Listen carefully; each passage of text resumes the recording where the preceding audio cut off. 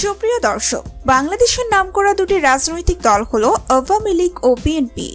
এই দুই দলের দুইজন বিশেষ ব্যক্তি হলেন তারেক রহমান এবং সজীব ওয়াজেদ জয়।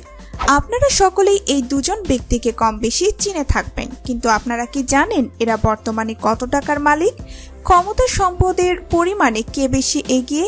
জানতে হলে ভিডিওটি না টেনে শেষ পর্যন্ত দেখতে থাকুন। আর আপনি যদি আমাদের চ্যানেলে নতুন হয়ে থাকেন তাহলে এক্ষুনি ভিডিওটিতে একটি লাইক দিন এবং চ্যানেলটি সাবস্ক্রাইব করুন, কেননা দেশ বিদেশের সব খবর এখানেই রয়েছে। তারেক জিয়া বর্তমান বাংলাদেশের অন্যতম প্রধান রাজনৈতিক দল বিএনপির ভারপ্রাপ্ত চেয়ারম্যান। পুরো নাম তারেক রহমান। তার জন্ম 20 নভেম্বর 1965 সালে।